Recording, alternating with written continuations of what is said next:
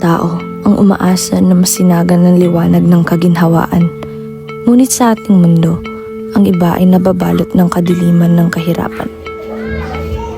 Ayon sa Philippine Statistics Authority, mahigit 22 milyon o 18.1% ng mga Pilipino ang gumigising araw-araw at humaharap sa realidad ng kahirapan ng buhay. Ngunit hindi lamang Pilipinas ang nakakaranas ng ganitong sitwasyon. Sa buong mundo, higit 700 milyong tao ang nabubuhay sa matinding kahirapan ayon sa World Poverty Statistics 2024. Mula noon hanggang ngayon, ito pa rin ang isa sa pinakamalaking suliranin ng lipunan. Isang problema na patuloy na lumalala at nag-iiwan ng hindi mabilang na pamilyang nakagapos sa hirap. Isa sa milyong Pilipinong patuloy na nakikibaka sa hamon ng buhay si Randy, isang 35 anyos na ama na nakatira sa Vitas Tondo, Maynila. Kasama ang kanyang asawa at mga anak, araw-araw siyang nagsusumikap upang maitawid ang pangangailangan ng kanyang pamilya. Sa pagbabasura, meron pa po ba kayong ibang pinagkakasama? Wala po. Hindi na yung anong trabaho. Ayun sa pagbabasura lang po talaga yung way po para kumita. Kasi nagbibisorry ako. Sa gitna ng matinding init at maruming lansangan, si Kuya Randy ay walang sawang naglalakad araw-araw, naghahanap ng anumang maaaring maipagbili mula sa mga karton at bote hanggang sa mga bakal na naiwan ng iba. Dito po, wala akong kinikita rin dito. Sa kabila ng kanyang pagsisikap, hindi pa rin sapat ang kinikita ni Kuya Randy para sa kanyang pamilya. Ayon sa Philippine Statistics Authority, isang pamilyang Pilipino ang nangangailangan ng mahigit 1,000 piso kada araw upang matugunan ang kanilang pangunahing pangangailangan.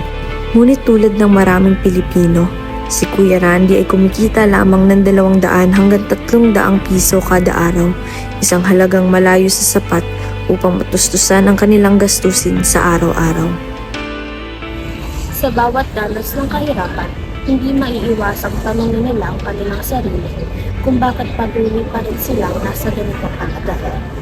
Ang kahirapan ay hindi lamang isang personal na suliranin. Ito ay bunga rin ng hindi pantay na sistema sa lipunan. Sumasalamin ito sa tinatawag na structural dimension of sick, kung saan ang kakulangan sa oportunidad, mababang sahod, at kawalan ng suporta mula sa gobyerno ang nagpapahirap sa milyong-milyong Pilipino. Ang kahirapan ay hindi lamang tungkol sa kawalan ng pera. Ito ay nagdudulot ng gutom, kakulangan sa edukasyon, mataas na bilang ng krimen at malnutrisyon. Matagal nang kinakaharap ng Pilipinas ang problemang ito. Sa paglipas ng panahon, tila lalo pa itong lumalala. Sa pagtaas ng presyo ng bilihin at kakulangan ng permanenteng trabaho, mas marami ang dumaranas ng mas matinding kahirapan. Sa ibang panig ng mundo, hindi rin nalalayo ang sitwasyon. Sa mga bansang tulad ng India at ilang bahagi ng Africa, marami ang nabubuhay sa extreme poverty, habang sa mas maunlad na bansa, nagkaroon ng programa upang unting-unting mabawasan ang bilang ng mahihirap. Gayunpaman, para sa maraming Pilipino, ang pangarap na makaahon sa hirap ay mananatiling isang hamon na tila walang kasiguraduhan kung kailan matutuldukan. Sa kabila ng matinding hamon, may mga solusyon ang naipatupad sa ibang bansa at maging dito sa Pilipinas upang labanan ng kahirapan. Sa mga bansang tulad ng Brazil at Mexico, matagumpay ang conditional cash transfer programs tulad ng Bolsa Familia at Prospera na nagbibigay ng pinansyal na tulong sa mahihirap kapalit ng pagpapanatili ng edukasyon at kalusugan ng kanilang mga anak. Sa Pilipinas, mayroong Pantawid Pamilyang Pilipino program na may parehong layunin.